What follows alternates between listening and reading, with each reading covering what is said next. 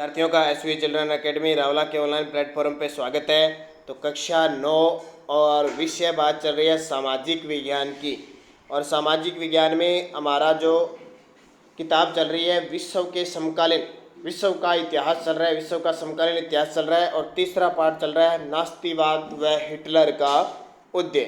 अब हम पढ़ रहे हैं लोकतंत्र का ध्वस्त। आगे इससे पढ़ेंगे लोकतंत्र का ध्वस्त। 30 जनवरी 1933 को राष्ट्रपति हिंडनबर्ग ने हिटलर को चांसलर का पदभार संभालने का न्योता दिया।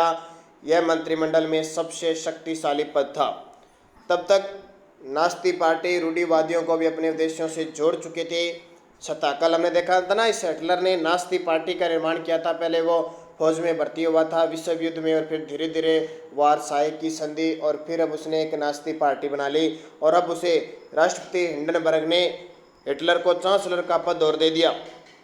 नाम सुना ना आपने, हिटलर। सत्ता हासिल करने के बाद हिटलर ने लोकतांत्रिक शासन की संरचना और संस्थाओं को भंग करना शुरू कर दिया। फरवरी माह में जर्मन संसद भवन में हुई रहस्यमय अग्निकांड से उसका रास्ता और आसान हो गया। 28 फरवरी 1933 को जारी किए गए अग्नि अध्यादेश फायर डिक्री के जरिए अभिव्यक्ति, प्रेस और सभा करने की आज़ादी जैसे नागरिक अधिकारों को अनिश्चितकाल के लिए निलंबित कर दिया। वाइमर संविधान में इन अधिकारों को काफ़ी महत्वपूर्ण स्थान प्राप्त था। इसके बाद हिटलर ने अपने कट्टर शत्रु कम्युनिस्टों पर निशाना साधा। ज़्यादातर कम्युनिस्टों को रातों रात कंस्ट्रक्शन कैंपों पर बंद कर दिया गया। कम्युनिस्टों का बर्बर दमन किया गया। लगभग 5 लाख की आबादी वाले ड्यूसलडॉर्फ शहर में गिरफ्तार किए गए लोगों की बची खुची 6,808 फाइलों में से 1,440 सिर्फ कम्युनिस्टों की थी। नास्तियों ने सिर्फ कम्युनिस्टों का ही सफाया नहीं किया। नास्ती शासन में कुल 52 किस्म के लोगों को अपने दमन का निशाना बनाया गया था। 3 मार्च 1933 को प्रसिद्ध विशेषाधिकार अधिनियम इनबेलिंग एक्ट पारित किया गया। इस कानून के जरिए जर्मनी में बाकायदा तानाशाही स्थापित कर दी गई। इस कानून ने हिटलर को संसद को हाशिए पर धकेलने और केवल अध्यादेशों के जरिए शासन चलाने का निरंकुश अधिकार प्रदान किया। नात्सी पार्टी और उससे जुड़े संगठनों के अलावा सभी राजनीतिक पार्टियों और ट्रेड यूनियनों पर पाबंदी लगा दी गई। अर्थव्यवस्था, मीडिया, सेना और न्यायपालिका पर राज्य का पूरा नियंत्रण स्थापित हो गया। पूरे समाज को नात्सियों के हिसाब से नियंत्रित और व्यवस्थित करने के लिए विशेष निगरानी और सुरक्षा दस्ते गठित किए गए। पहले से मौजूद हरी वर्दीधारी पुलिस और स्ट्रॉम ट्रूपर्स एसए के अलावा गेस्तापो गुप्तचर राज्य पुलिस, एसएस अपराध नियंत्रण पुलिस और सेवा सुरक्षा एसडी का भी गठन किया गया। इन नवगठित दस्तावेजों को बेहिसाब असंवैधानिक अधिकार दिए गए और इन्हीं की वजह से नात्सी राज्य को एक खूंखार आपराधिक राज्य की छवि प्राप्त हुई। गेस्तापो के यंत्रणा गृहों में किसी को भी बंद किया जा सकता था। ये नए दस्ते किसी को भी यातना गृह में भेज सकते थे। किसी को भी बिना कानूनी कार्रवाई के देश निकाला दिया जा सकता था या गिरफ्तार किया जा सकता था। दंड की आशंका से मुक्त पुलिस बलों ने निरंकुश और निरपेक्ष शासन का अधिकार प्राप्त कर लिया। तो हिटलर का जैसे काल हुआ तो हिटलर ने तानाशाही शुरू कर दिया। पुनर्निर्माण। हिटलर ने अर्थव्यवस्था को पटरी पर लाने की जिम्मेवारी अर्थशास्त्री हुमलारवार साख्त को सौंपी। साख्त ने सबसे पहले सरकारी पैसे से चलाए जाने वाले रोजगार संवर्धन कार्यक्रम के जरिए 100% उत्पादन और 100% रोजगार उपलब्ध करवाने का लक्ष्य तय किया।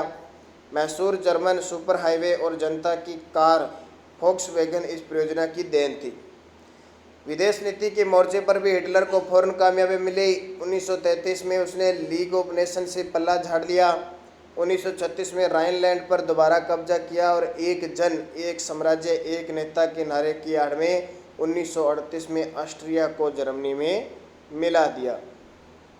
इसके बाद उसने चेकोस्लोवाकिया के कब्जे वाले जर्मन भाषी स्टूडेंटलैंड प्रांत पर कब्जा कर लिया और फिर पूरे चेकोस्लोवाकिया को हड़प लिया। इस दौरान उसे इंग्लैंड को भी खामोश समर्थन मिला, क्योंकि इंग्लैंड की नज़र में वर्साई की संधि के नाम पर जर्मनी के साथ बड़ी नाइंसाफ़ी हुई थी। घरेलू और विदेशी मोर्चे पर जल्दी मिली इन कामयाबियों से ऐसा लगा कि देश नीति अब पलटने वाली है। लेकिन हिटलर यही नहीं रुका। साकत ने हिटलर को सलाह दी थी कि सेना और हथियारों पर ज़्यादा पैसा खर्च न किया जाए, क्योंकि सरकारी बजट अभी भी घाटे में चल रहा था। लेकिन नाज़ी जर्मनी में एतिहाद पसंद लोगों के लिए कोई जगह नहीं थी। साकत को उन्हें अपने पद से हटा दिया।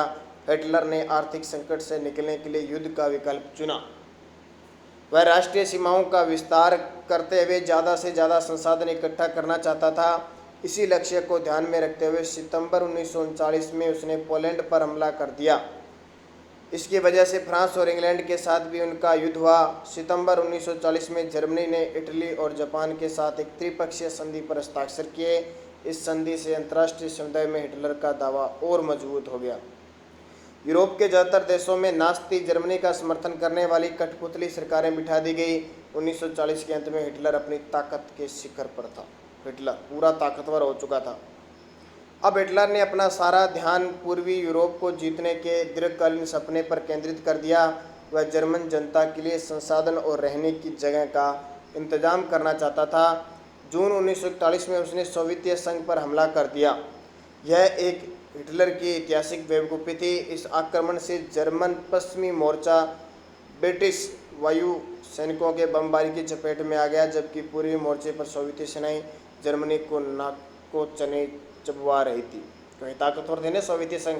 और हिटलर ने पहले पोलैंड पर आक्रमण किया, जर्मनी और उन पे इटली से राष्ट्रीय संधि करवा ली। अब क्या है, सोवियत संघ पर आक्रमण किया। सोवियत संघ आपको पता कितना ताकतवर था। सोवियत लाल सेना ने स्टालिनग्राद में जर्मन सेना को घुटने टेकने पर मजबूर कर दिया। सोवियत लाल सैनिकों ने पीछे हटते जर्मन सिपाहियों पर आखिरी तक पीछा किया और अंत में बर्लिन के बीचों बीच जा पहुंचे। इस घटनाक्रम ने अगली आधी सदी के लिए समूचे पूर्वी यूरोप पर सोवियत वर्चस्व स्थापित कर दिया। अमेरिका इस युद्ध में फंसने से लगातार बचता रहा। अमेरिका पहले विश्व युद्ध की वजह से पैदा हुई आर्थिक समस्याओं को दोबारा नहीं झेलना चाहता था, लेकिन वह लंबे समय तक युद्ध से भी दूर नहीं रह सकता था। पूर्व में जापान की ताकत फैलती जा रही थी। उसने फ्रेंच इंडो चाइना पर कब्जा कर लिया और प्रशांत महासागर में अमेरिकी नौसैनिक ठिकानों पर भी हमले की पूरी योजना बना ली। जब जापान ने हिटलर को समर्थन दिया और पर्ल हार्बर पर अमेरिकी ठिकानों की बमबारी का निशाना बनाया, तो अमेरिका भी दूसरे विश्व युद्ध में कूद पड़ा। यह युद्ध मई 1945 में हिटलर की पराजय और जापान के हिरोशिमा शहर पर परमाणु बम गिराने के साथ खत्म हुआ। हिरोशिमा पर 9 अगस्त 1945 को बरसाए गए। दूसरे विश्व युद्ध के संक्षिप्त ब्यौरे के बाद अब हम एक बार फिर हेलमुट और उसके पिता की कहानी पर वापस लौटते हैं। यह युद्ध के दौरान नाज़ी जुल्मों की कहानी है। नास्तियों का विश्व दृष्टिकोण। नास्तियों ने जो अपराध किए वे खास तरह की मूल्य मानवताओं एक खास तरह के व्यवहार से संबंधित थे। नास्ती विचारधारा हिटलर के विश्व दृष्टिकोण का पर्यवाची थी। इस विश्व दृष्टिकोण में सभी समाज को बराबरी का हक नहीं था। वे नक्सली आधार पर या तो बेहतर थे या कमतर थे। इस नज़रिए में ब्लॉन्ड नीली आंखों वाले नॉर्डिक जर्मन आर्य सबसे ऊपरी और यहूदी सबसे निचली पायदान पर आते थे। यहूदियों को नस्ल विरोधी यानी आर्यों का कट्टर शत्रु माना जाता था। बाकी तमाम समाजों को उनकी बाहरी रंग रूप के हिसाब से जर्मन आर्यों और यहूदियों के बीच रखा गया था। हिटलर की नस्ली सोच चार्ल्स डार्विन और हर्बर्ट स्पेंसर जैसे विचारकों के सिद्धांतों पर आधारित थी। डार्विन प्रकृति विज्ञानी थे। उन्होंने विकास और प्राकृतिक चयन की अवधारणा के जरिए पौधों और पशुओं की उत्पत्ति की व्याख्या का प्रयास किया था। बाद में हर्बर्ट स्पेंसर ने अतिजीविता का सिद्धांत सर्वाइवल ऑफ द फिटेस्ट, जो सबसे योग्य है वही जिंदा बचेगा, यह विचार दिया। इस विचार का मतलब यह था कि जो प्रजातियां बदली हुई वातावरणीय परिस्थितियों के अनुसार खुद को ढाल सकती है वही पृथ्वी पर जिंदा रह सकती है। यानी जिस प्रकार वातावरण में जो रहेगा उसी प्रकार ढाल सकता है। यहाँ हम इस बात का ध्यान रखना चाहेंगे कि डार्विन ने चयन के सिद्धांत को एक विशुद्ध प्राकृतिक प्रक्रिया कहा और उसमें इंसानी हस्तक्षेप की वकालत कभी नहीं की। लेकिन नक्सलवादी विचारकों और राजनेताओं ने पराजित समाजों पर अपने साम्राज्यवादी शासन को सही ठहराने के लिए डार्विन के विचारों का सहारा लिया। नास्तियों की दलील बहुत सरल थी। जो नस्ल सबसे ताकतवर है वह जिंदा रहेगी, कमज़ोर नस्ल खत्म हो जाएगी। आर्य नस्ल सर्वश्रेष्ठ है, उसे अपनी शुद्धता बनाए रखनी है, ताकत हासिल करनी है और दुनिया पर वर्चस्व कायम करना है। हिटलर की विचारधारा का दूसरा पहलू लेबेन त्रास्टुम या जीवन परिधि की भू राजनीतिक अवधारणा से संबंधित था। वह मानता था कि वह अपने लोगों को बसाने के लिए ज़्यादा से ज़्यादा इलाकों पर कब्जा करना जरूरी है। इससे मात्र देश का क्षेत्रफल ही बढ़ेगा और नए इलाकों में जाकर बसने वालों को अपने जन्म स्थान के साथ गहरे संबंध बनाए रखने में मुश्किल भी पेश नहीं आएगी। हिटलर की नज़र में इस तरह जर्मन राष्ट्र के लिए संसाधन और बेहिसाब शक्ति इकट्ठा की जा सकती थी। पूर्व में हिटलर जर्मन सीमाओं को और फैलाना चाहता था ताकि सारे जर्मनों को भौगोलिक दृष्टि से एक जगह इकट्ठा किया जा सके। पोलैंड इस धारणा की पहली प्रयोगशाला बना। यहाँ शब्द देख सकते हो, नए शब्द नार्डिक जर्मन आर्य बताए जाने वालों की एक शाखा है। ये लोग उत्तरी यूरोपीय देशों में रहते थे और जर्मन या मिलते जुलते मूल के लोग थे। नस्लवादी राज्य की स्थापना। सत्ता में पहुंचते ही नास्तियों ने शुद्ध जर्मनों के विशिष्ट नस्ली समुदाय की स्थापना के सपने को लागू करना शुरू कर दिया। सबसे पहले उन्होंने विस्तारित जर्मन साम्राज्य में मौजूद उन समाजों या नस्लों को ख़त्म करना शुरू किया जिन्हें वे अवांछित मानते थे। नास्ती शुद्ध और स्वस्थ नार्डिक आर्यों का समाज बनाना चाहते थे। उनकी नज़र में केवल ऐसे ही लोग वांछित थे, केवल यही लोग थे जिन्हें तरक्की या वंश विस्तार के योग्य माना जा सकता था, बाकी सब अवांछित थे। इसका मतलब यह निकला कि ऐसे जर्मनों को भी जिंदा रहने का कोई हक नहीं जिन्हें नात्सती अशुद्ध या असामान्य मानते थे। यूथनेजिया दया मृत्यु कार्यक्रम के तहत बाकी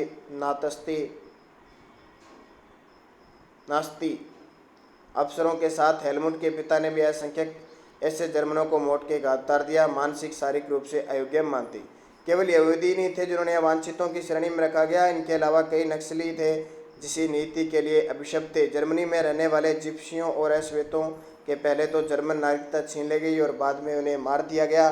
रूसी और पोलिश मूल के लोगों को भी मनुष्य से कमतर माना गया। जब जर्मनी ने पोलैंड और रूस के कुछ हिस्सों पर कब्जा कर लिया तो स्थानीय लोगों को भयानक परिस्थितियों में गुलामों की तरह काम पर झोंक दिया गया। उन्हें इंसानी बर्ताव के लायक नहीं माना जाता था। उनमें से बहुत सारे बेहिसाब काम के बोझ और भूख से मर गए। नात्सी जर्मनी में सबसे बुरा हाल यहूदियों का हुआ। यहूदियों के प्रति नात्सियों की दुश्मनी का एक आधार यहूदियों के प्रति ईसाई धर्म में मौजूद परंपरागत घटना भी थी। ईसाइयों का आरोप था कि ईसा मसीह को यहूदियों ने ही मारा था। ईसाइयों की नज़र में यहूदी आदतन हत्यारे और सूदखोर हैं। मध्यकाल तक यहूदियों को ज़मीन का मालिक बनाने की मनाही थी। ये लोग मुख्य रूप से व्यापार और उधार धंधे का धंधा करके अपना गुजारा चलाते थे। वे बाकी समाज से अलग बस्तियों में रहते थे जिन्हें गेट्टो यानी दड़बा कहा जाता था। नस्ल संहार के जरिए ईसाई बार बार उनका सफाया करते रहते थे। उनके खिलाफ जब तब संगठित हिंसा की जाती थी, उन्हें बस्तियों से खदेड़ दिया जाता था। लेकिन ईसाइयत ने उन्हें बचाने का एक रास्ता फिर भी दिया। यह धर्म परिवर्तन का रास्ता था। आधुनिक काल में बहुत सारे यहूदियों ने ईसाई धर्म अपना लिया और जानते बूझते हुए जर्मन संस्कृति में ढल गए। लेकिन यहूदियों के प्रति हिटलर की गणना तो नस्ल के छद्म वैज्ञानिक सिद्धांतों पर आधारित थी। इस नफरत में यहूदी समस्या का हल धर्मांतरण से नहीं निकल सकता था। हिटलर की दृष्टि में इस समस्या का सिर्फ एक ही हल था, यहूदियों को पूरी तरह खत्म कर दिया जाए। सन 1933 से 1938 तक नास्तियों ने यहूदियों को तरह तरह से आतंकित किया, उन्हें दरिद्र कर आजीविकों के साधनों से हीन कर दिया और उन्हें शेष समाज से अलग थलग कर डाला। यहूदी देश छोड़कर जाने लगे। 1939-45 के दूसरे दौर में यहूदियों को कुछ खास इलाकों में इकट्ठा करने और अंततः पोलैंड में बनाए गए गैस चैम्बरों में ले जाकर मार देने की रणनीति बनाई। अब कल पढ़ेंगे नस्ली कल्पना लोग यूटोपिया। ठीक है, इसके बारे में हम मौत का सिलसिला आगे की चर्चा सारी हम पढ़ेंगे।